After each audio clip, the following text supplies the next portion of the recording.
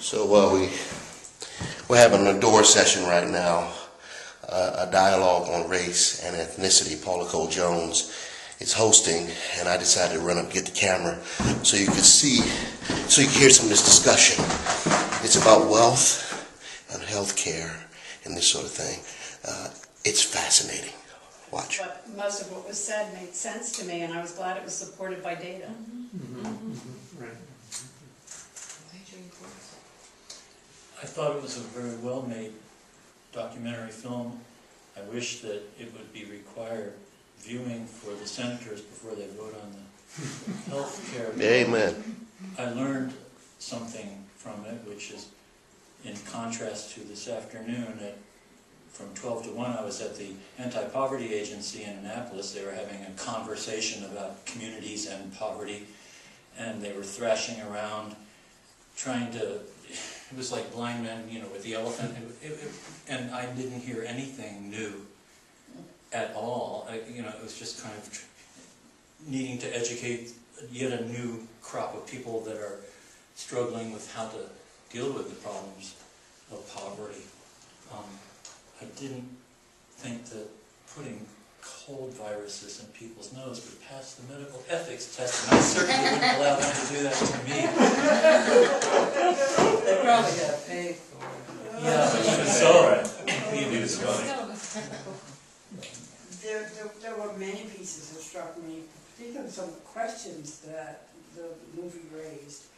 But when it got to the project, the neighborhood, and what is available to people in that neighborhood versus the CEO, just in terms of what sits on the dinner table at night, the quality of food. And the businesses, check cashing, fast foods, Right, liquor stores. So what does that remind you of? Redlining. Redlining, but remember the Jubilee workshop. No, the ghetto or whatever you want, the Yes, the fence foot around exercise, the foot of oppression. Yeah, Right, exactly. That was a line. And there it was, yeah, there it was, yeah. Yeah, Because that's what I remembered, training and, Yeah. right. gosh. It's good to be able to relate it. I think that the Jubilee workshop actually is really a good piece. What's that, Diane? I know, I'm sorry. Her piece and then. I was just so struck by the biological response of the body to stress, and that cortisol, I think it was, how that impacts the whole rest of your life.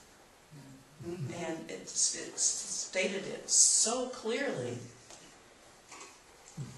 So good. So before we go in the other direction, let's come back to the issue of race, which is what brings us to this table. So, in what way is race relevant to this issue of health care, to almost anything that we could talk about? But what is the relevance of race in light of what you saw on the DVD? So I know that there are 4 people who want to talk.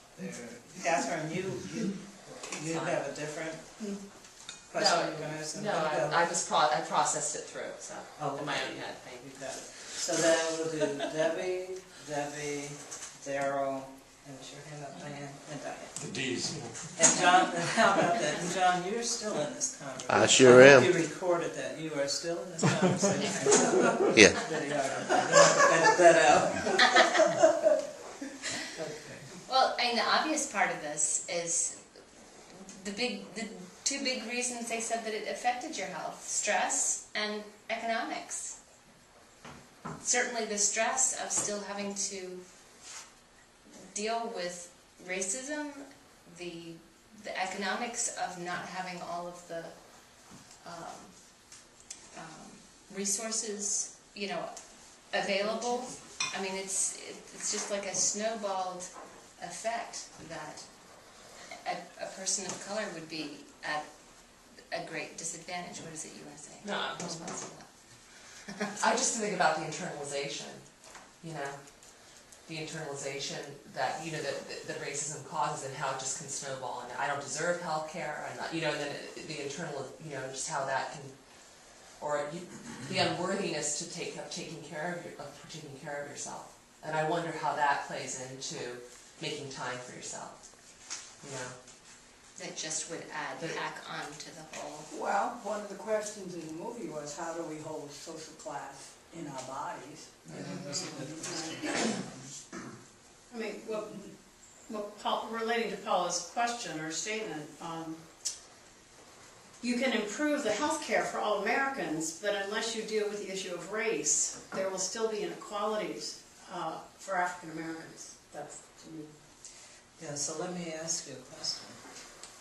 Can we improve healthcare if we don't address the issue of race? And I don't mean just for African Americans, but the ability for everyone to do social change, to move the system forward. If we don't deal with race, are we going to be able to take that on? I don't think so, but I have to wait a while before I can articulate that. We don't have time. So I meant it to you. You know, it's Okay, so my think higher about level that. thinking skills are going to say it does, but with the people that I'm associated with sometimes who are going to start nailing me with questions, I don't have answers. Okay, and sometimes you don't have to have the answer, but just be able to point people in the direction. Right. Okay. How long you know? One thing, I'm sorry, you go ahead. Daryl and then Diane and then all the D's. Well, one specific example, someone mentioned redlining in the government-sponsored racism, particularly after World War II, when the GI Bill came along and white people could live in areas in Levittown, and they designated areas for some for mixed and then some for persons of color. So that was and as we see, the housing is really a determinant of your welfare. So that's one thing I observed, how racism is connected to health. Thanks. From the top down, from the doctor, the African American doctor who said he had to deal with people who grabbed their purse. I mean, that's a stress that's 24/7 in all people of color, no matter what the range of socioeconomics is, and that's got to add a layer of stress that impacts people's health. So you can't. And the other thing that I loved, that I heard somebody say really briefly, is all of us benefit from having a community that takes care of all of us. I'd like to find some scientific study that gives the background detail to argue that point the way this did about health care, because I think that's what's in the way of all of us learning about anti-racism. I don't see how it affects us right here. But I think there are examples. Diane, we're affected by the science. A lot of the people are not affected by science. Do you know what I mean? We have to figure out a way to talk to people beyond the science, because we need to be able to reach them where they are. Because a lot of the people who aren't coming on board, you know, the science, they don't even believe in it. So, you know what I mean? It's, you know.